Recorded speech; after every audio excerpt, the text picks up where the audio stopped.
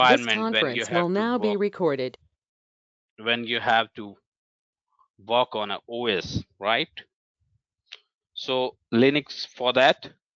Linux is a simple OS. It requires some commands to memorize you, right? It's not like Windows where you see, the folders or the graphical interface. It's just like, command line. So you would see a black screen and you have to type some commands on there, right?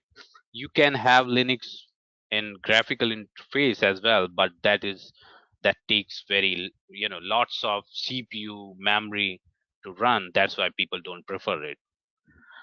AWS, in AWS you can work in a both ways, right? You can work on a GUI and on a CLI as well. GUI is graphical user interface and CLI means command line interface. People prefer both, but they more use graphical user interface. When they are familiar with the graphical user interface, they work in, you know command line. Okay.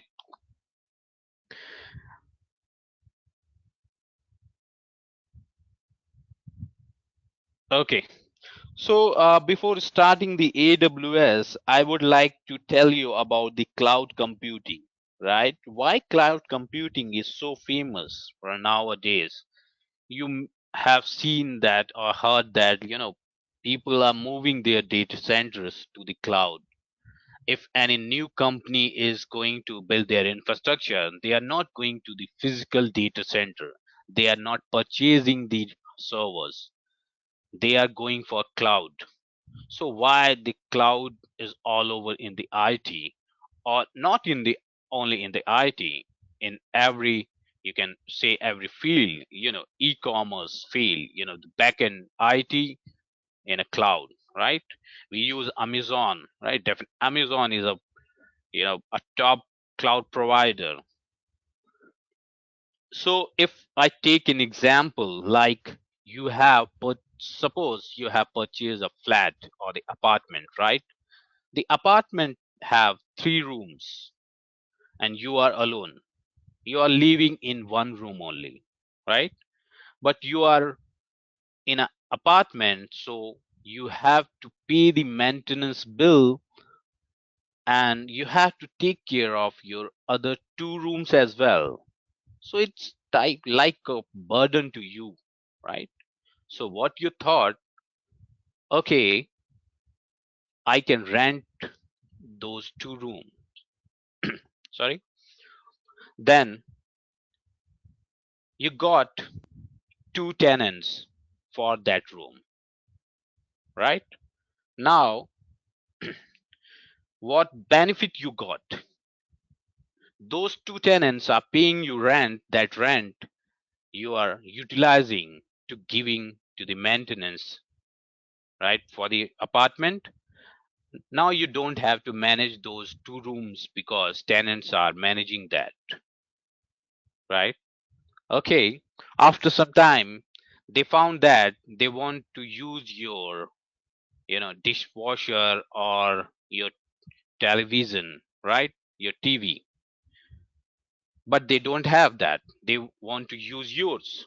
You said, okay, I'm renting my TV as well. You watch any show, right, for 1 hour, give me $1, right?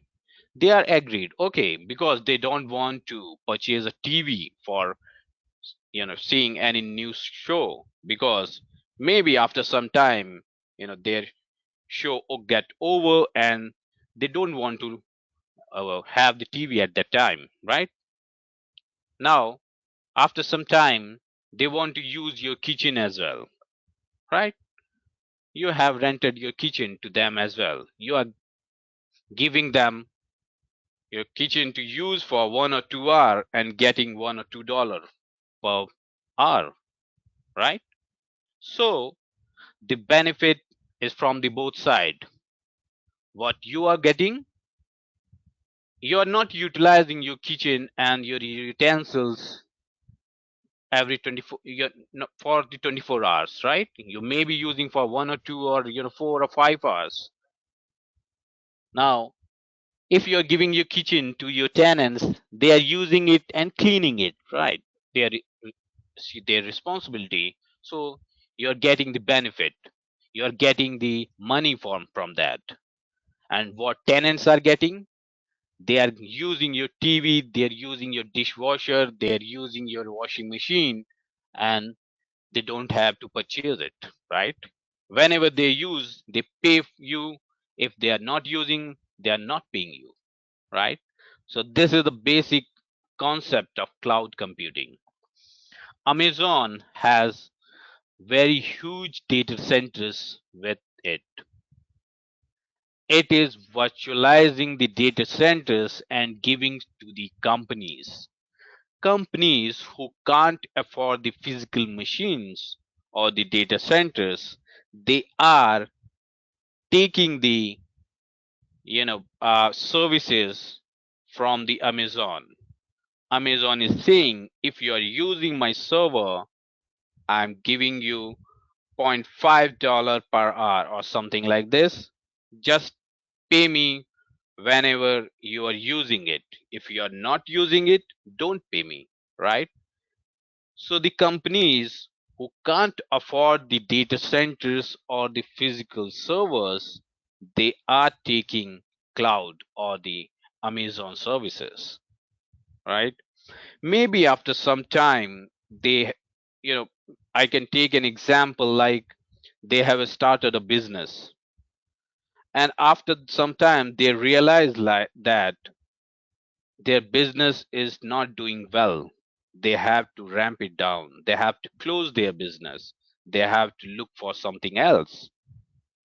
What happen if they have purchased the servers or the physical location or the land?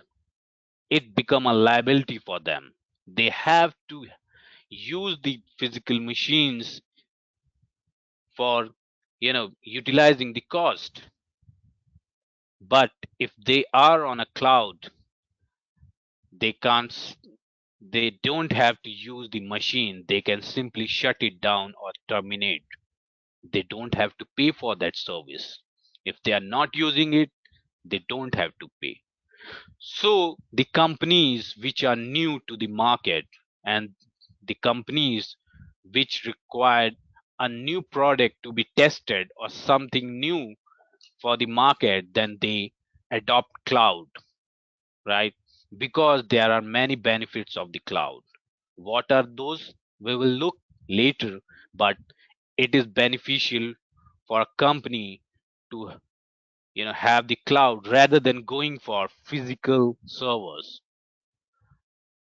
If they are not using, they are not paying. They are simply free from any burden. But if they could have purchased the physical servers, they have to pay for that, right? Maybe they have rented it for 1 or 2 years, or they have purchased, because servers require many other things as well. Because you know, if you have put your physical server, then definitely you need hardware engineer to look into it, right? There should not be any problem in a server. Definitely 1 or 2 hardware engineer, network engineer, storage as well, right? What are the services you are using for that? You need application team as well, the database team as well, right? So it is type of more expenses. But if you are using the cloud, right, you don't require the hardware, network, storage engineer, because only one engineer or the database AWS admin or architect can manage that. It don't require a deep knowledge of technical stuff in working on a cloud, because there is so much competition in the market. They are making their environment or the provider service in a so simple manner, like people can use, any person who don't have any knowledge of the IT, he can also use that with some little help. So if I go by the definition from the dictionary, then the cloud computing is a practice of using the network of remote servers, through internet. So if you have the internet in your laptop, in your any device, mobile, laptop, tablet, anything, you can access your services, you can access your data center. The top cloud providers are Amazon, Azure, Google, Alibaba, and there are many more. But Amazon, Azure, and Google, they are emerging, and top one is Amazon. I would suggest, if you are comfortable, once you're comfortable with the Amazon, you can go for GCP or Azure, right?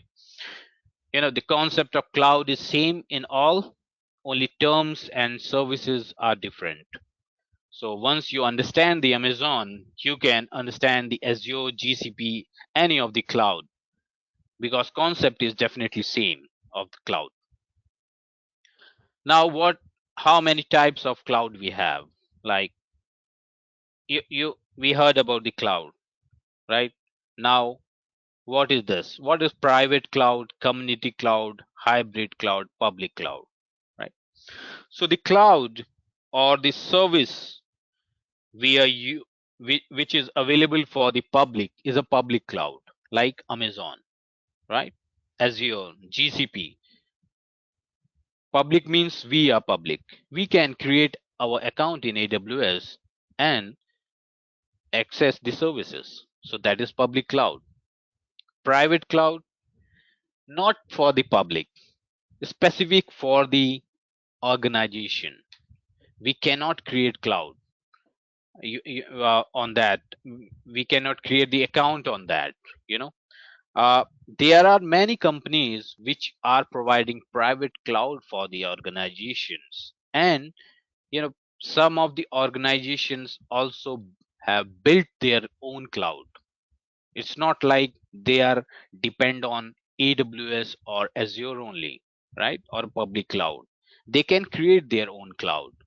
They are they have created and they are using. The companies who cannot create the cloud, the private cloud, they have taken the private cloud from other companies, like HP has is providing the private cloud, right? So we can go by this as well, right? Hybrid cloud, when you have private and public cloud both with you, then it's a hybrid, right? Some services you are using in public, some services you have for the private, like you have some critical service, you don't want to disclose that service, you don't want to share that service, you can have the private cloud on it, right? The public cloud, the services, it's not like you have some security issues, but there may be some guidelines from the auditors, or you know some application, like there must be, these services must be on a private cloud. For example, US government have the private cloud from the Amazon, right? So that is also, US government is also using Amazon, but you cannot see that in the AWS console, because it's not showing you. It's the type of private cloud for them. Amazon is providing public cloud for us and private cloud for US government. So any company using both hybrid cloud and the community cloud. What is the community cloud? Is nothing, just a platform given to the users or the companies to have a you know portal, or creating a community to discuss the issues or benefits among themselves, like a company Salesforce is providing a community cloud, right? So it's a type of definition which I have told you, so you can have a look. We will be also uploading these slides after the session, so that you can understand those concepts and have a look on it. Anybody facing any issue to understanding these things, please let me know. We are good, right? Yes. Thank you. Now, you know, there are some types of cloud computing now, right? We talked about the deployment model, how the services are deployed there. When service is deployed on a public cloud or a private, community, or hybrid, now the types of cloud computing. So basically, the cloud computing services falls into three categories. That is infrastructure as a service, platform as a service, and software as a service. We would more focus on infrastructure as a service because this is basic. If you are aware about the hardware, you know, network, compute, machines, right? You can learn any other stuff as well. So our discourse will be more into the infrastructure as a service. Next thing is platform as service, in which you don't need to bother about the platform. Sorry, infrastructure means you don't need to bother about the compute. How many CPU is there? How many, you know, what type of hardware is there? You don't have to bother about that. You just have to bother about the your service or the application you have to install. In software as a service, you don't have to, you know about the platform as well. You have to know about the software only. Like Gmail, you are using Google Gmail, right? You are using Gmail. You don't have to bother about the in which platform it's running. You don't have to worry about the infrastructure it is running, right? You just need to check your Gmail. You just need to manage your Gmail. You have to manage your rules in it. You have to manage your security in it. You have to manage your password, something like this, right? But you don't have to manage on which OS it is running. You're not bothered about, and provider is also not telling you. When you are running as a Gmail or Google, no, you know, Google is not going to tell is like it is running on a Windows or it is running on a Linux or it is running on a Java, it is running on something like this, because you are not concerned about that, and it doesn't matter for you because you are using the software, right? So software as a service, nowadays people are moving to platform as a service and software as a service because they don't want to, you know bother much about the infrastructure. But there should be a clear understanding with you. You should be aware about the infrastructure. So as I told, this is the enterprise IT. Enterprise IT means the data center, the traditional data center, infrastructure as a service, platform as a service, and software as a service. The blue one is managed by customer, means if we are using it, we are customer. And the gray one is provider managed. Provider managed means if AWS is a provider, then AWS should manage it. If you are in a traditional data center, you have to manage whole thing, like you have to manage your data center network, storage, servers, virtualization, OS, security, database application.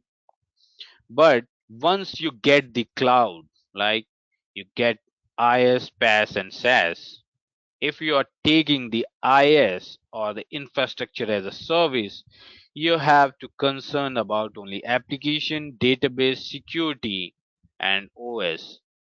You are not bothered about the virtualization, the servers behind it, storage, networking, and definitely not data centers. If you have taken the PaaS, platform as a service, you have to bother about the application only. But if you have taken the SaaS, you don't have to worry about anything. They are managing everything for you. Definitely, if you have if you are using you know this type of environment or this type of service, you have to pay more because there are back-end engineers or back-end services or the automation which is taking care of all these things. So if you are using IaaS, you are paying less because you have to have an engineer or some engineers which are taking care of application, database, security, OS. When you are using PaaS, you have to pay more than IaaS because you are using only application and taking care of the application. All other things are maintained by the provider. When you're using software as a service, you don't have to worry about all this stuff. You just manage your customize your software as per your requirement, but you have to pay more than all these two. Because if somebody is giving you more privilege, more facility, right, then definitely he will charge more. So this is the concept.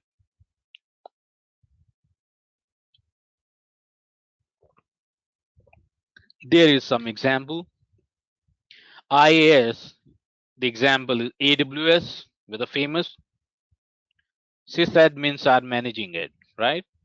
System admins, architecture, architects, those people are managing the IaaS, right?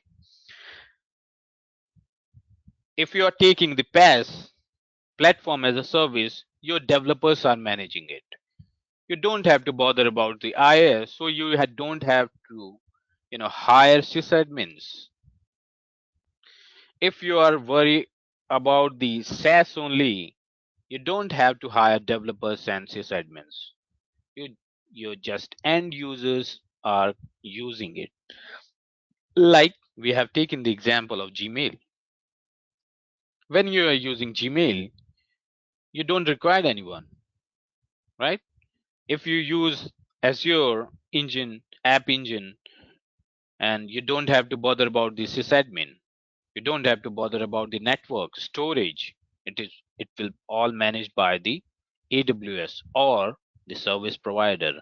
Service provider could be anyone, Google, Azure, right? AWS. So these are the concept of cloud computing types. Anybody having any issue, then please let me know. I can repeat. If we are good, then we can move for the AWS now.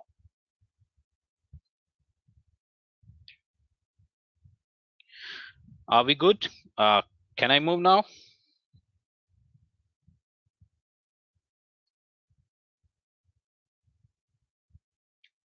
Yeah, Yeah, thank you. Okay, so we heard about the cloud computing. We know you know what are the types of what is the deployment model there, right? So now we'll see what is AWS. AWS is also a cloud provider. Okay, so you can access the AWS from the internet. You can access your services from the internet.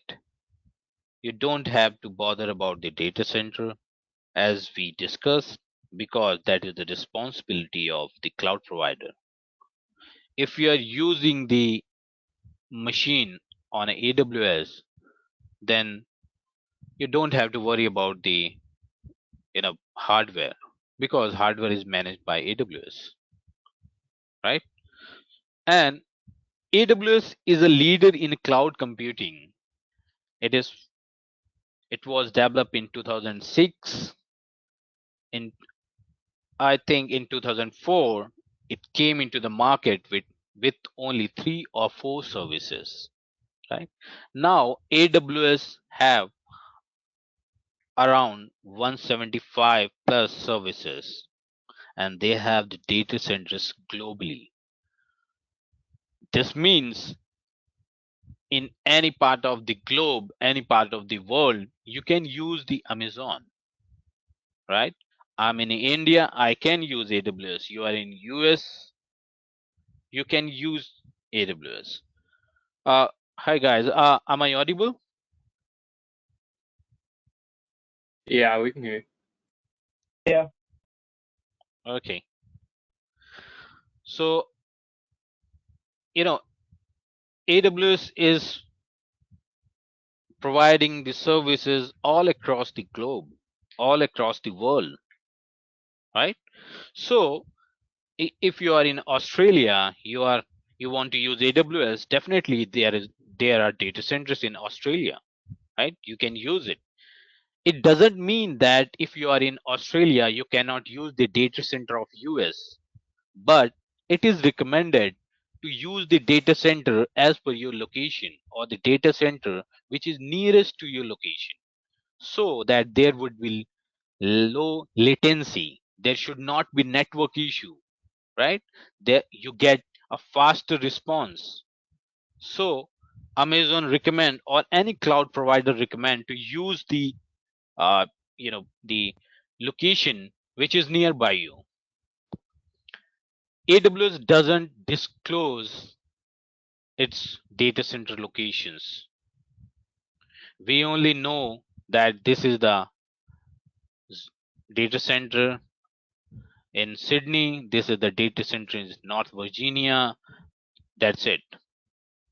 We don't know where in Sydney because AWS doesn't disclose it for the security, right?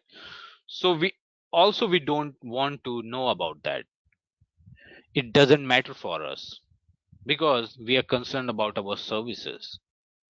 It's not like, you know, I can remember like in back in some 2008 or 9 or in some 2000 or people are not very encouraged to opt for the cloud because they thought that there is some security issue if they put their data on someone else's data center. There may be security issue, right? Somebody can take their data. Companies like banks, right? Banks or the financial institutions, they have the critical data with them, they have financial data with them, but the agreement what AWS signed with them, right, the security which AWS provides to them and the feature which provide is now encouraging them to opt for the cloud. If they are not much sure about their data security, they can go for private cloud, right? Like us government don't want uh, to look their service or something like this. They don't want to make it public, right? They don't want to use in a public cloud. They think like this, right? So they can go for the private cloud AWS is providing them. So the type of institution you have and you can opt for the services like that. If you are a financial service, you don't want to go for the public cloud, you can go for the private cloud. But if you think you need to go to the cloud, then you know there are many benefits of the cloud, and AWS is one of them. AWS is providing huge services. If you talk about any service in data center or traditional data center, any traditional service you will get in AWS.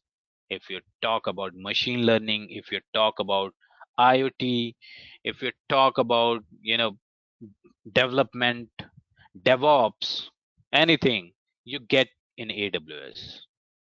I'm not saying like you will not get in Google or Azure, but we are talking about the AWS. So I'm saying like you will get all these services in AWS, and people like you and me are sitting in Amazon. They are working daily to improvise their services.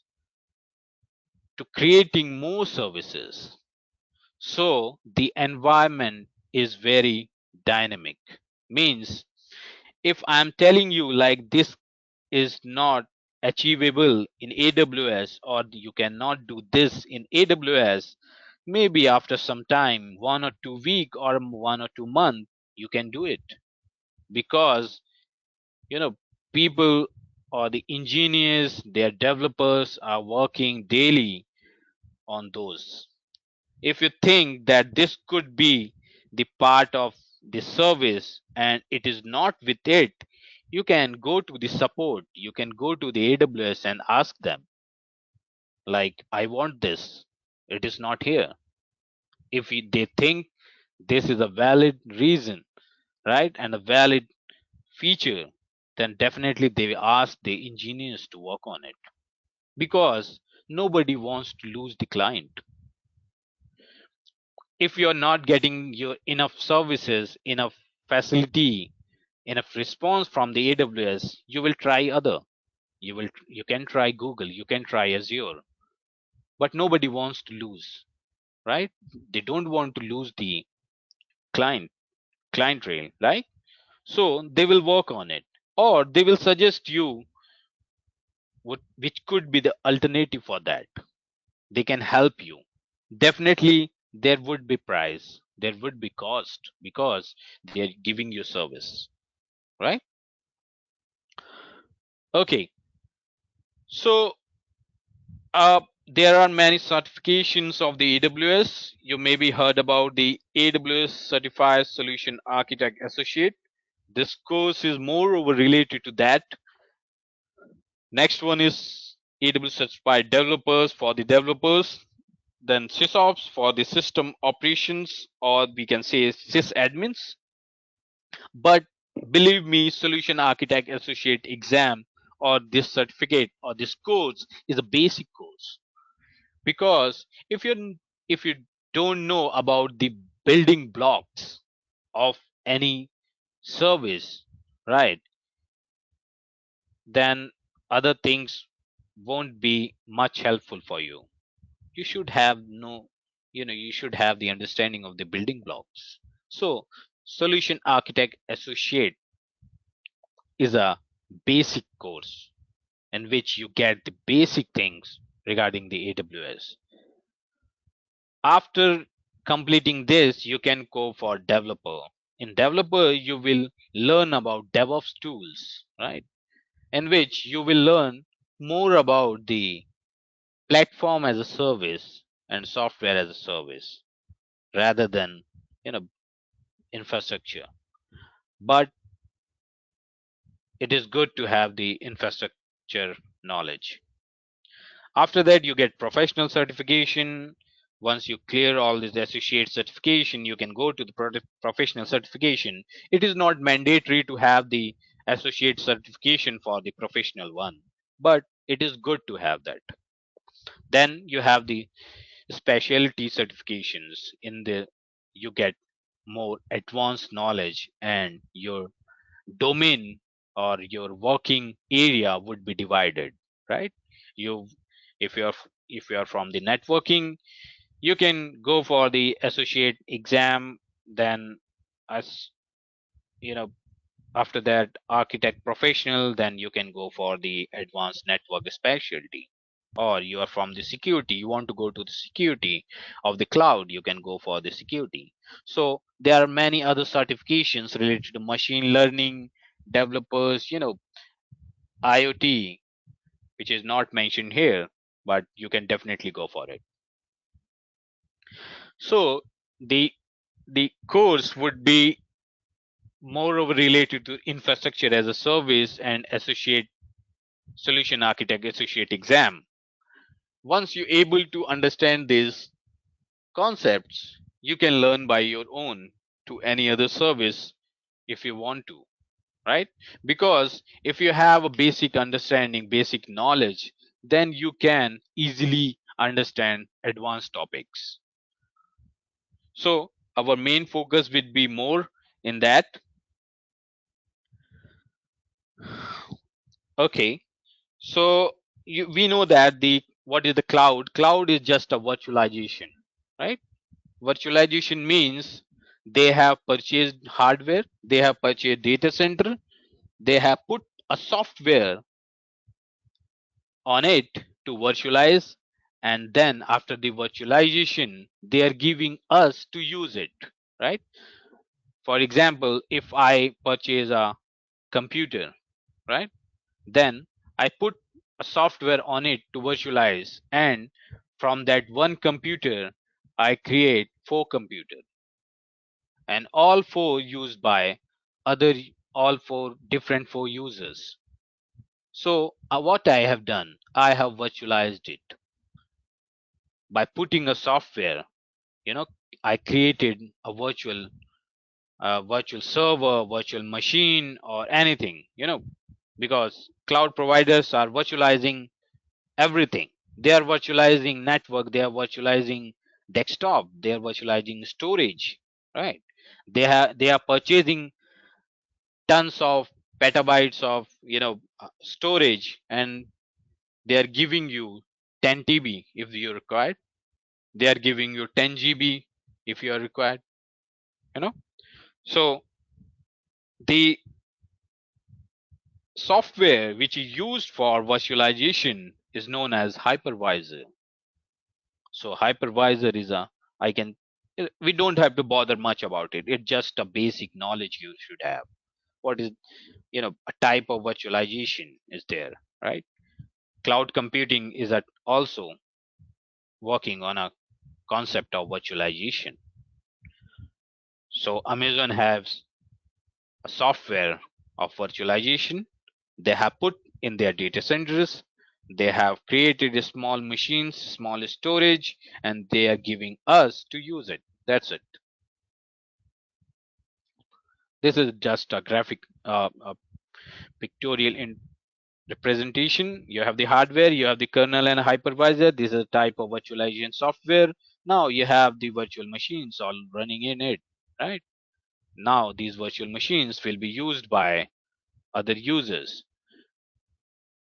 Beneath it, it is one hardware or the one server. But after putting the hypervisor or the virtualization, you now have three machines, right? So cloud computing is definitely the same. They have the data center, they have virtualized it, they have given us. Now we are using it, right? So just for the knowledge, not for the going deep into it. The hypervisor which AWS is using, we call it KVM, that is kernel based machine virtualization concept. That's it. We don't have to bother about much. It is just for the knowledge. Anyone can ask you, okay, what type of virtualization AWS is using? What type of hypervisor AWS have? Just tell them, okay, KVM is there. KVM is a Linux based virtualization and is open source virtualization, right? But you don't have to know more about the KVM, because you don't have to deal about for the KVM, right? It's responsibility of AWS to deal with the KVM. It's not your responsibility. It's just for the knowledge. Now, why we have chosen AWS or any cloud provider? So one of the benefit of the uh, AWS is on the go pricing. What does it mean on the go pricing? Means you pay as you go. You pay as you use. You are using for 1 hour, you are paying for 1 hour. You are using for 2 hour, you are paying for 2 hour. You are using for 1 year, you are paying for 1 year. That's it, right? So on the go pricing, it is a benefit for the users. The free tier. Once you create a AWS account, you get 12 months of free tier with you to make you comfortable with the AWS console and the services. There are many services which you can use as a free. Amazon don't charge for that, right? So you can create a free tier account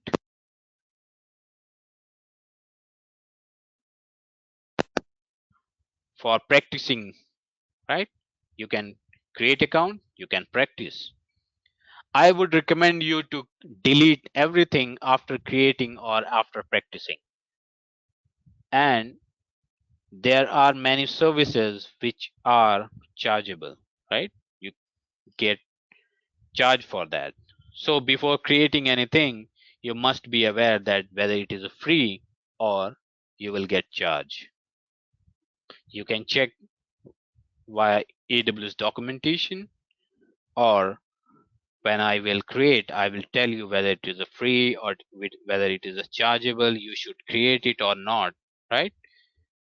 So if you don't want to pay amount, right? Definitely you don't have to go for creating those. And you know, if you have to create, you have to check, then you can delete after creating. But there are some services, once you create, you have to pay one time charge whether you are using it or not. So you have to take care of those stuff. The third one is performance. Performance is far good in cloud rather than, in compared to the data center, traditional data centers, right? Because you may have seen that I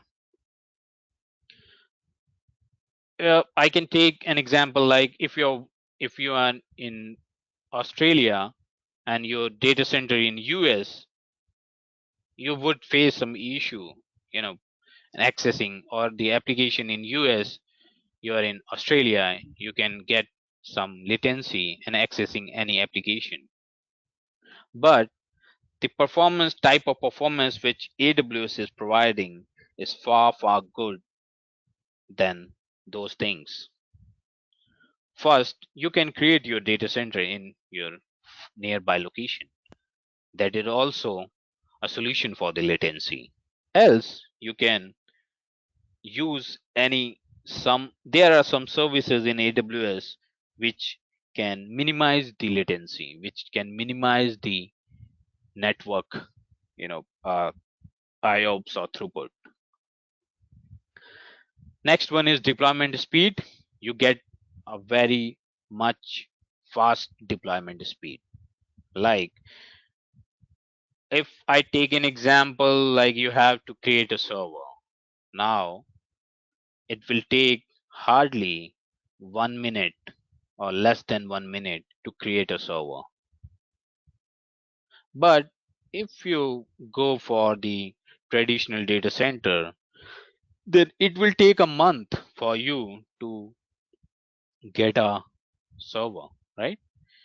You give your specifications to the vendor will give you invoice, you pay for the server, then they will dispatch the server to your location, and it will take about a month to get a server to your location, right? But in AWS or in a cloud, you get that in less than a minute, right? You can create 20, 30, or hundreds of servers in a minute. That is the deployment speed. Any of the service, I have taken the example of servers only. Storage, you need storage, you need 30 GB storage, you need 30 TB storage, right? You just create it. You just create, on AWS. You don't have to look for vendor for that, because AWS is a vendor for all this stuff. You just go on a console, create the volume, create the storage as per your requirement, right? It won't take less than a minute. You will get. So that is the deployment speed. The security is also one of the reason in the uh, the reason to choose the AWS is like they have their secure data center. As I told, like, you would not aware, you will not able to know like what type of data center they have, or where is the data center they have, the location of the data center.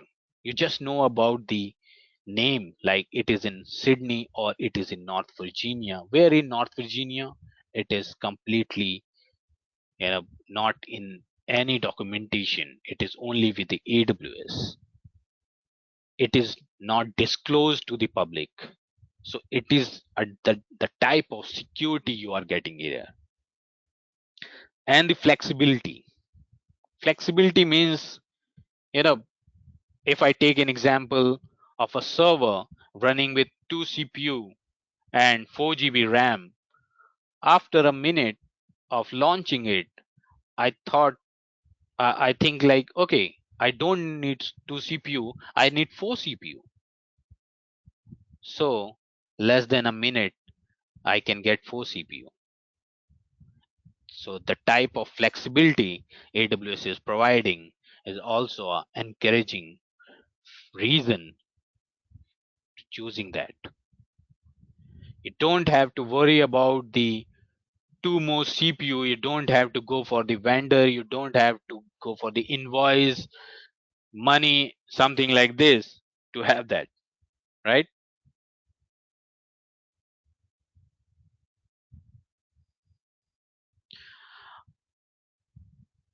Okay, am I audible, guys? Yes. Yes.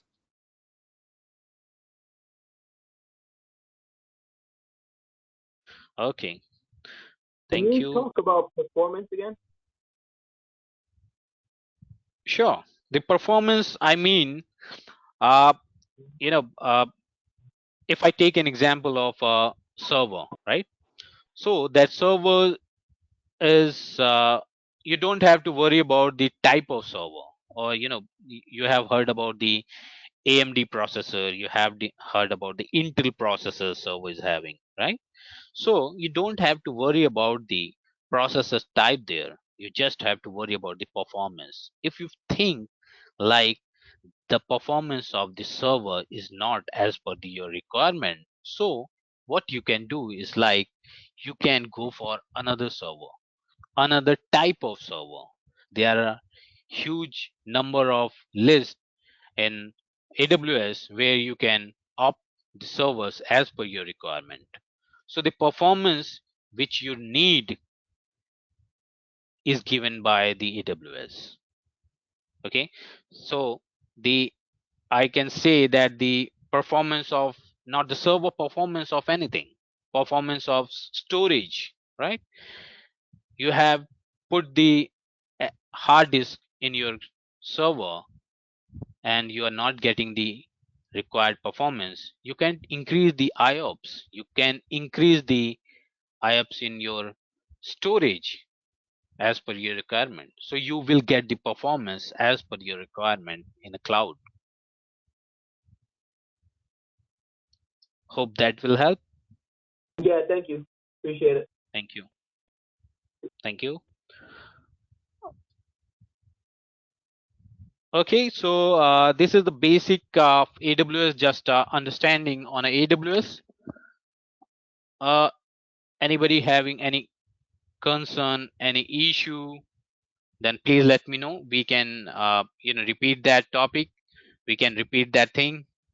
I will try to give you any other example to make you understand, because I don't want you to blank on it.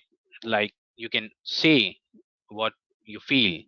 If you think it is not you know you're not able to understand that, please let me know so that I can try my I will try my best to make you understand on this by giving some other example. So if I would repeat, then we talked about the what is the cloud computing, just renting the data centers from the cloud provider to the users and using that on a network. There are some cloud providers which are top in a list. Amazon is one of those. right?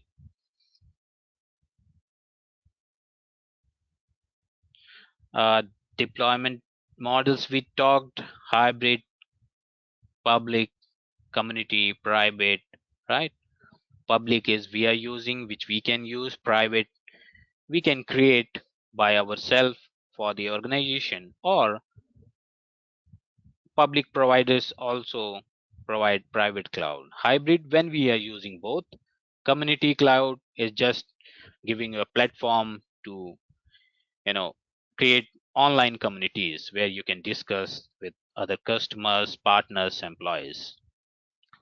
Types of cloud we talked: infrastructure as a service, platform as a service, software as a service. In infrastructure as a service, we have to worry about the all thing, like what is my platform, what would be my software, like what would be the configuration on the infrastructure. If you are using PaaS, you don't have to worry about the configuration of the server. You have to worry about the platform and the software only, right? If you are using software, then you don't have to worry about anything. Just use your software. That is a best example is Gmail. We talked is like, what is the AWS, right? It is a leading cloud provider in the market. It is having anything you think about the traditional data center service, you will get in AWS. We talked about the AWS certifications, like what certification you can go for. So a solution architect associate is the basic one. You can go for that. After that, you can, as per your interest, if you are from the development, you can go for developer. Yeah, and after that, you can go for professional, right? Then a specialty certification is there as per your specification or the working area. We talked about the virtualization. It's a type of software, virtualized software like hypervisor, and AWS is using just a KVM, a type of virtualization, right? To virtualize its hardware. So it's not a fixed. It's like now AWS is using KVM. Previously, it was not using KVM. Now, after some time, it may not use KVM. So it's an, and it, you are not concerned about it. It is not your cup of tea. It's like you don't have to worry about it. I'm just telling you, like a type of hypervisor or type of software is there, which is used to virtualize the bare metal servers or a servers to make them available for the users. Then we talked about the why we choose the AWS, why we should go for the AWS. We can pay as much we use. We also get a free tier account for practicing ourselves, for creating the services, for look for the services. There is a good performance. Their deployment speed is very much fast. You can get hundreds of servers created in a minute. The security is very much tight there. You are not bothered about, they are not telling like what is the location of their server, and the type of security they provide is very, very, good.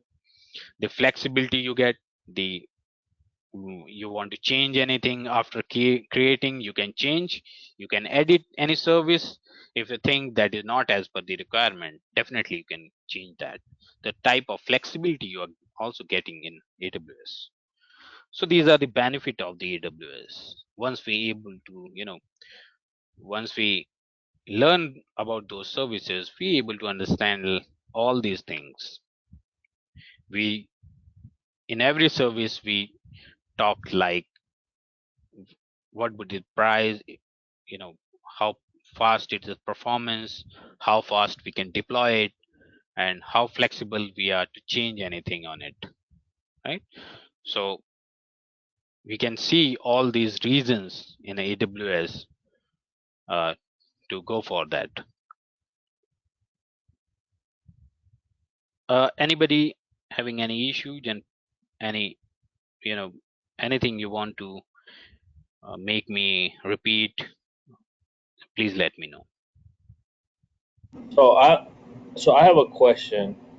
I know Yes. you talked about it being, like Linux based, and using GUI interface.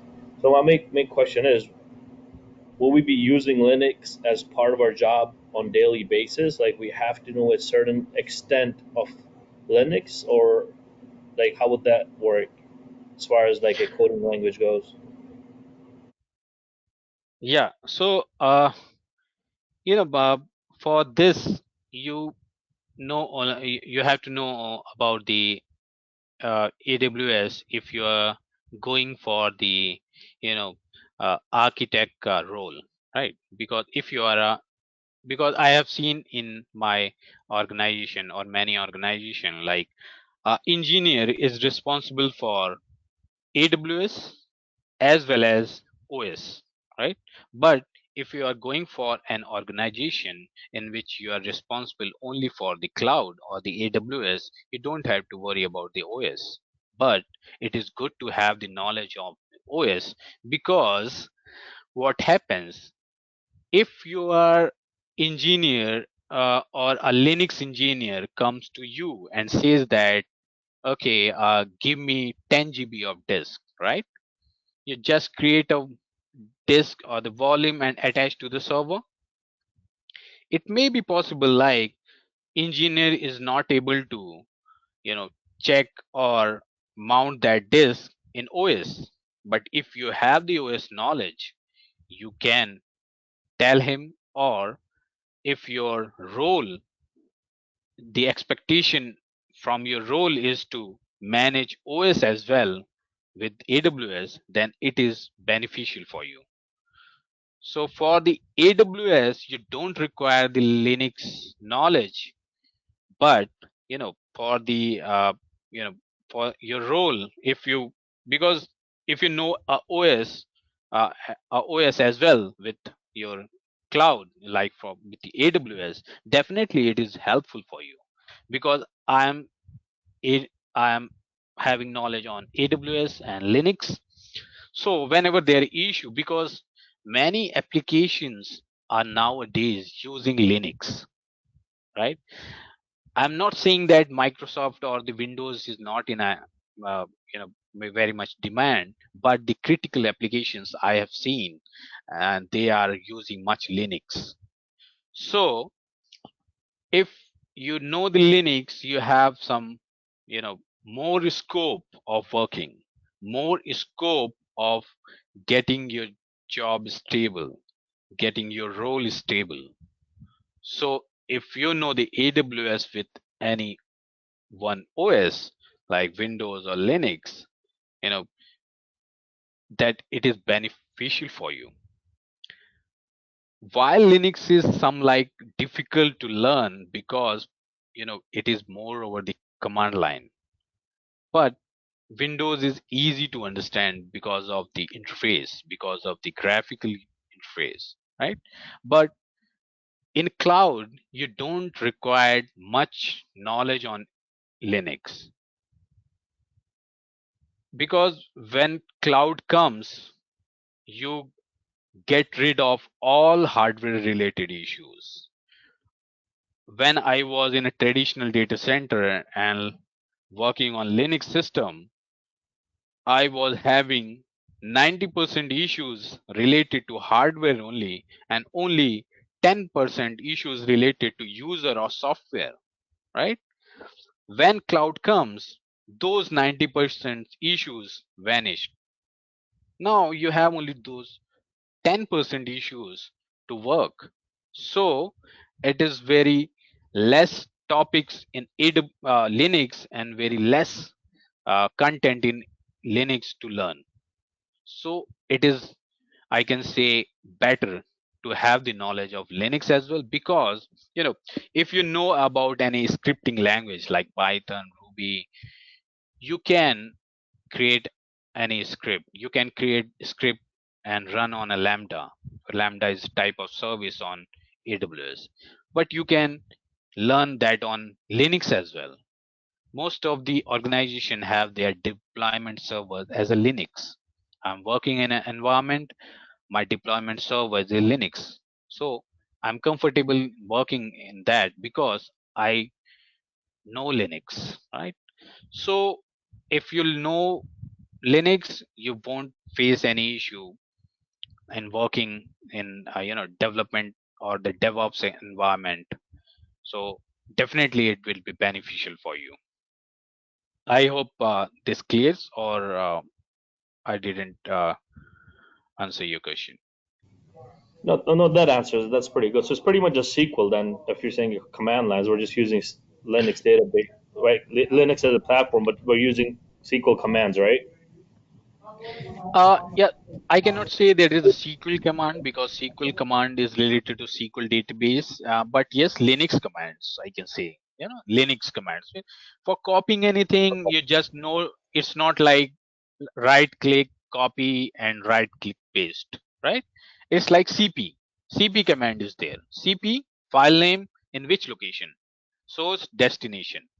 So move. You want to move something, it's not like right click, move, because it's not graphical interface. So there are commands which enable you to work there. Suppose you have some performance issue in Linux. So it's not like you open the task manager, which is in a Windows. You have command to work. You run the command, you check the parameters, like, okay, this is causing the problem, this is the process which is causing the problem, right? I need to check, or I need to ask application team to check.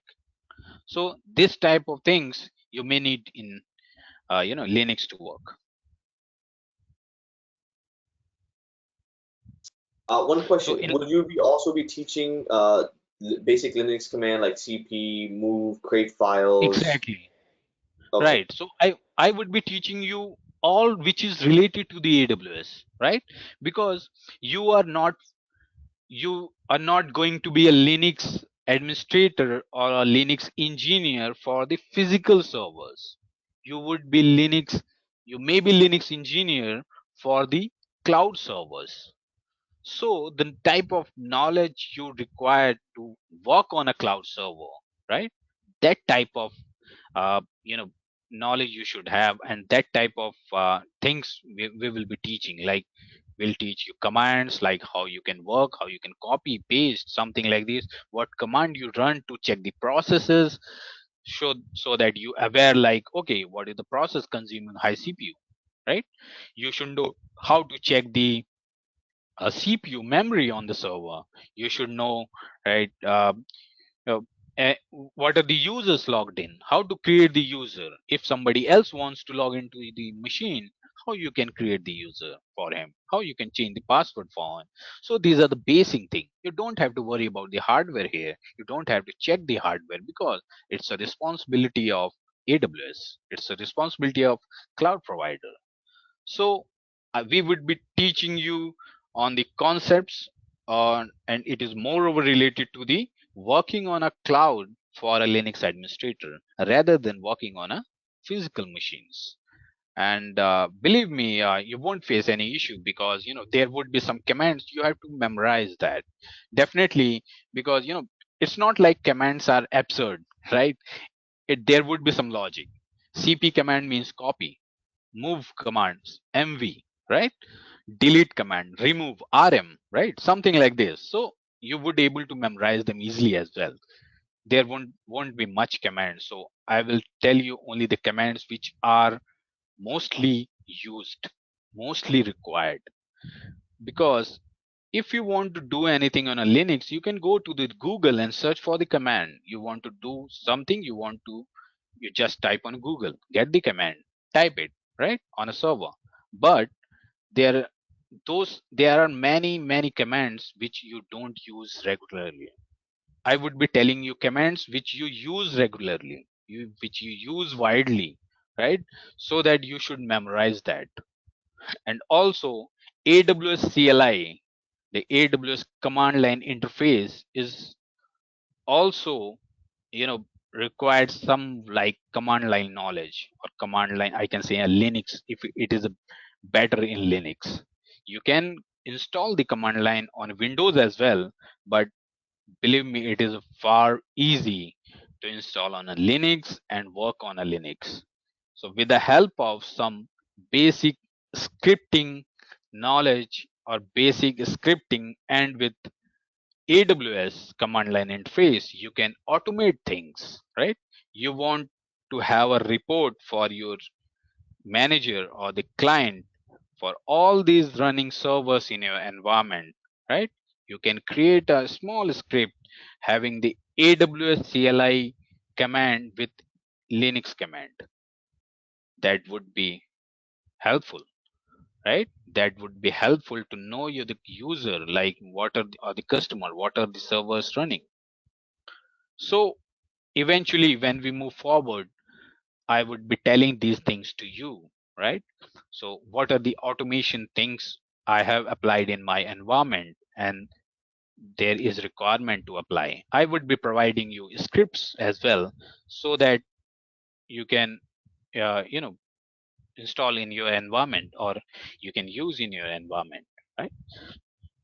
So yeah, I think that's clear, right?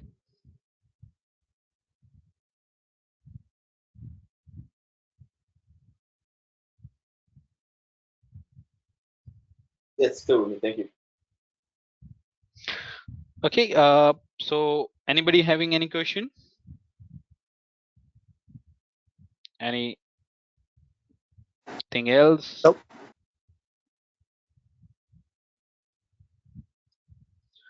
Okay. So have a good night, guys. We'll meet Thank you. tomorrow. Thank you very much for giving us time. Thank you. Have a good night. Thank you. Thank you.